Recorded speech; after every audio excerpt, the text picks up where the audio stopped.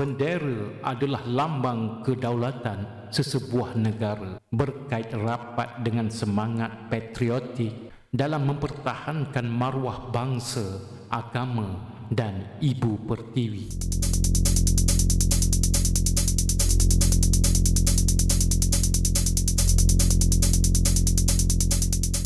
Perkataan bendera sebenarnya dipinjamkan dari bahasa Portugis, iaitu bandeira.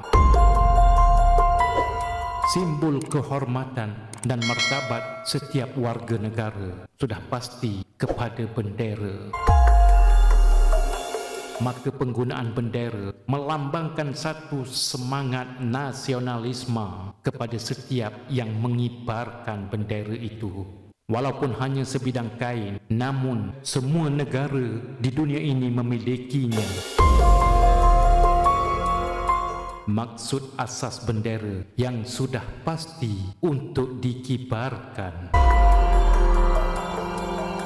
Sejarah bendera ini bermula apabila Majlis Raja-Raja Persekutuan Tanah Melayu menubuhkan satu jawatan kuasa pada tahun 1949 untuk membuat perakuan berkenaan bendera Persekutuan Tanah Melayu. Majlis Perundangan Persekutuan mengadakan satu pertandingan mereka cipta bendera Persekutuan Tanah Melayu. Sebanyak 373 penyertaan telah diterima dalam pertandingan ini dan 3 reka bentuk bendera telah dipilih ke peringkat akhir. Pada 28 November 1949, keputusan mengikut suara majoriti telah memilih bendera yang dicipta oleh Encik Muhammad bin Hamzah yang bertugas sebagai seorang arkitek di Kerajaan Negeri Johor. Bendera beliau telah diangkat untuk digunakan dengan sedikit penambah baik. Akan tetapi, ada segelintir pihak yang bersikap begitu biadab dengan menggantungkan bendera secara terbalik. Hal ini menunjukkan betapa tiada rasa cinta dan bangganya kepada negara yang dihuni selama ini dengan sewenang-wenangnya mengibarkan bendera jalur gemilang secara terbalik. Alasan tersilap pasang secara terbalik langsung tidak boleh diguna pakai. Sebabnya, kalau benar seseorang warga negara Malaysia dari kecil lagi sudah mengibarkan bendera Malaysia ini.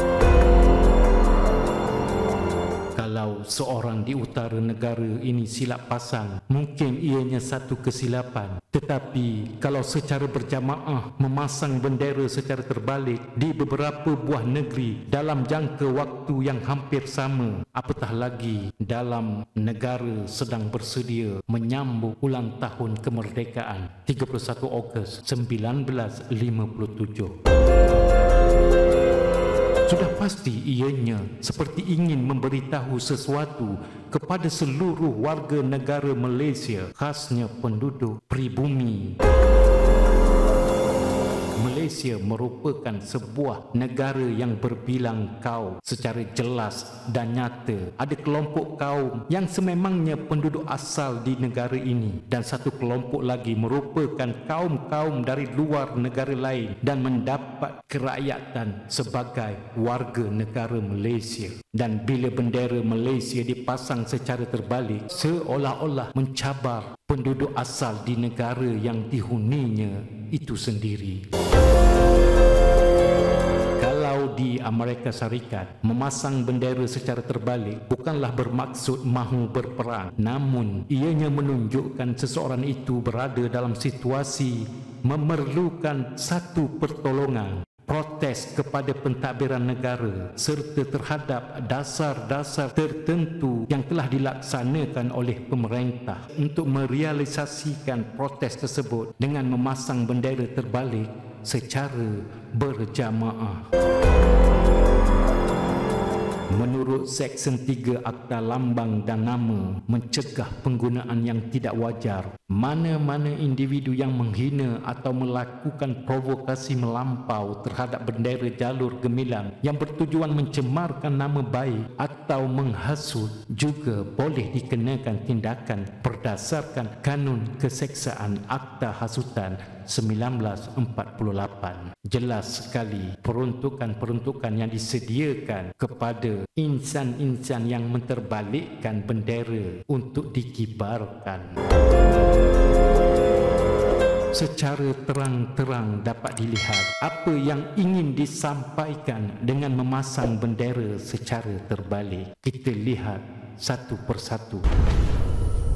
Menghina pentadbiran negara yang diketuai yang di-Pertuan Agong, dengan berani mencabar kedaulatan negara Malaysia, menguji pemerintah sejauh mana tindakan yang berani diambil kepada yang menterbalikkan bendera Malaysia. Tiada jiwa kesyukuran sebagai warga negara Malaysia, hasrat dan ketaatan kepada negara lain. Tidak memiliki rasa bangga sebagai warga negara Malaysia. Kesimpulannya, memasang bendera secara terbalik sudah jelas terbukti sesuatu ingin disampaikan kepada kerajaan yang memerintah pada hari ini. Sekian untuk kali ini.